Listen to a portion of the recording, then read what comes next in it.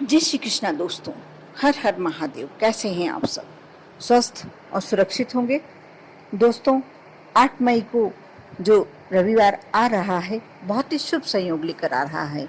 इस दिन रवि पुष्य नक्षत्र भी है और सर्वार्थ सिद्धि योग, ये 3 संयोग बहुत ही सुंदर संयोग पड़ रहे हैं। इस दिन आप कुछ छोटे छोटे उपाय, यदि आपके ऊपर आपके ग्रहों की स्थिति अनुकूल नहीं है, आप परेशान हैं, बहुत ही संकट में हैं, यदि आप कर्जे से बहुत पूरी तरीके से घिरे हुए भी हैं और आप इस उपाय को करते हैं, अवश्य आपके जीवन में परिवर्तन दिखाई देने लगेगा। आपके ग्रह आपके अनुकूल हो जाएंगे।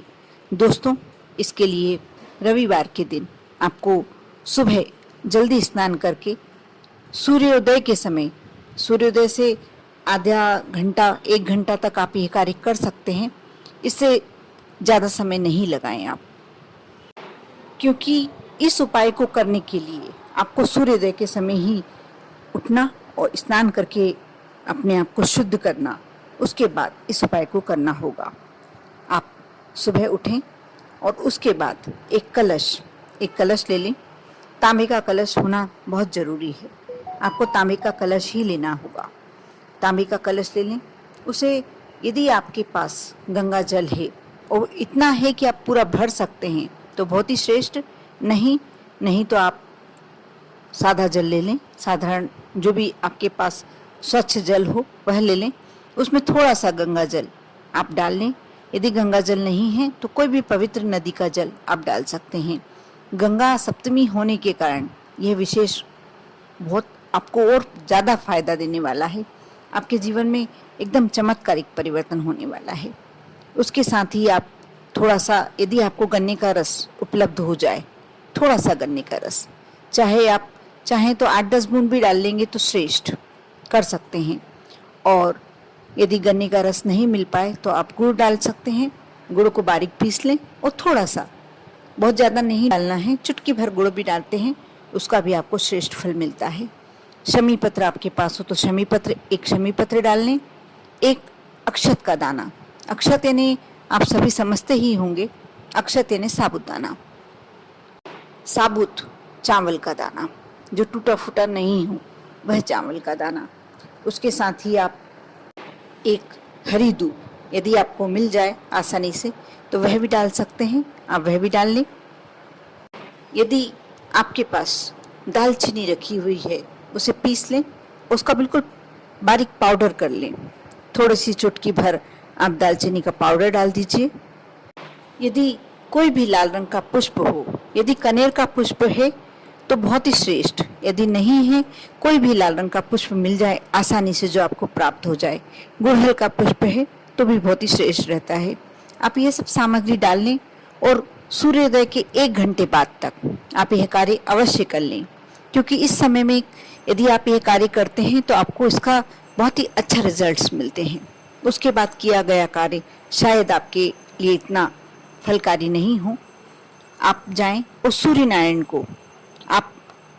को जल कैसे देंगे? अपने दोनों हाथ में कलश पकड़ें और अपने ऊपर से पूरी सीधे हाथ कर और आप सूर्य नारायण को जल समर्पित करें। जल समर्पित करते समय जो जल की धार नीचे गिर रही है उसमें सूर्य नारायण का दर्शन करें और साथ ही इस मंत्र का आप जाप करें। ओम हाम हीम होम सह सूर्याय नमः। आप इस मंत्र का जाप भी कर सकते हैं, मैं स्क्रीन पे डाल दूंगी। और इसके साथ ही यदि आपको इस मंत्र को जाप करने में थोड़ी प्रॉब्लम आ रही है, समस्या आ रही है, तो आप कोई भी, जो भी आपको सूर्य नारायण के लिए मंत्र याद हो वह भी बोल सकते हैं, जैसे ओम सूर्याय नमः या ओम आदित्याय नमः। जो भी मंत्र आपको कंठस्थ हो आप उस मंत्र का जाप भी कर सकते हैं। इसके साथ ही मैं एक बात आपको स्पष्ट कर दूं, आपको जो मैंने सामग्री बताई है कलश में डालने के लिए, जो सामग्री आपको आसानी से प्राप्त हो जाए वह सामग्री डाल लीजिए।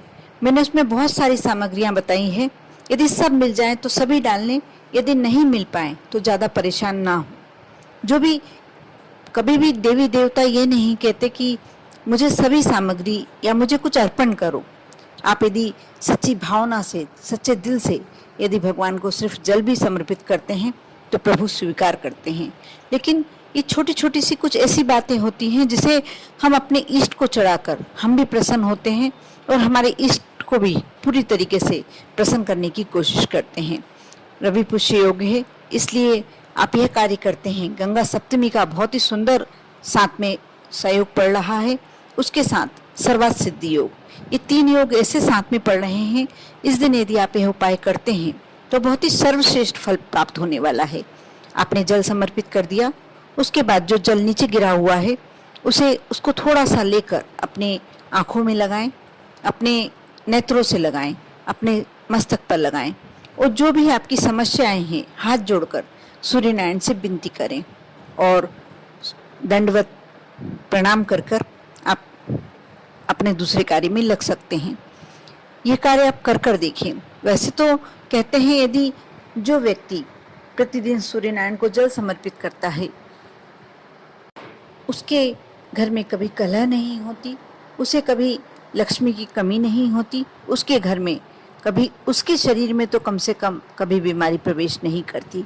इसलिए सूर्यनारायण कुछ ऐसे देवता हैं कि जिन्हें हम साक्षात देखते हैं, जैसे सूर्य नारायण, चंद्रदेव, नदियाँ, ये सब हमारे लिए देवी देवता ही हैं और इन्हें हम साक्षात देखते हैं।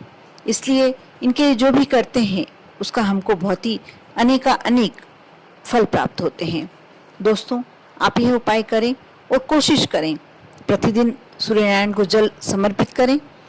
नहीं कर पाते हैं प्रतिदिन तो रविवार के दिन तो विशेष करके सूर्यनारायण को जल समर्पित करें और यदि रविवार भी ना कर पाएं तो कम से कम कल का दिन 8 मई का दिन जो रविवार को रवि पुष्य नक्षत्र पड़ रहा है उस दिन तो करें ही करें और जो भी अपने मन की कामना है अवश्य सूर्यनारायण के समक्ष कहें। अब मैं एक और उपाय बताने जा रही हूँ जो आपको करना है 7:51 से 7:58 तक ही कर सकते हैं। अब शुरू बस 7:51 पे यदि कर लेते हैं या 7:58 पर से पहले शुरू कर लेते हैं, बाद में चाहे कितनी देर लगे उसका कोई आपको परेशान नहीं होने की आवश्यकता है।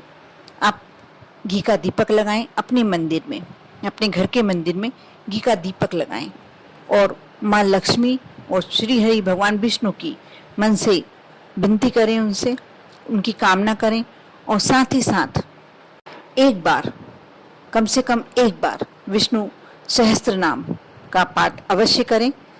जब एक बार विष्णु सहस्त्र नाम का पाठ हो जाए, कोशिश करें यदि आप भगवान को भोग स्वरूप पीले फल यदि चढ़ा सकते हैं, समर्पित कर सकते हैं, आप पीला मिष्ठान तो बहुत ही अच्छा। माँ लक्ष्मी के लिए आप सफ़ेद मिष्ठान की व्यवस्था कर सकते हैं, नहीं हो तो खीर भी चढ़ा सकते हैं, वह भी नहीं है तो थोड़े से मखाने भी आप समर्पित कर सकते हैं। और जब सहस्त्र नाम का पाठ हो जाए उसके बाद आप माँ लक्ष्मी के बीज मंत्र का, कोई से भी बीज मंत्र का 1 माला जाप करें और जो आपने भगवान को भोग समर्पित किया है, नैवेद्य समर्पित किया है, वह सब अपने परिवार के मेंबरों के बीच प्रसाद रूप बांटकर स्वयं भी ग्रहण करें। जो भी समस्या है आपकी, सिर्फ ऐसा ही करने से, इतना ही करने से आप मानकर चलिए कि आपके घर कभी धन की कमी नहीं होगी। प्रयास तो आपको करना होगा, लेकिन प्रयास करने के बाद कोई यदि ऐसा कहता है कि हमें पूर्ण फल प्राप्त नहीं हो पा रहा, वह आपके साथ परेशानी नहीं आएगी। कर देखें, विश्वास रखें, श्रद्धा रखें आप पर और आपके पूरे परिवार पर। माँ लक्ष्मी की कृपा हमेशा बनी रहे। ओम नमः शिवाय।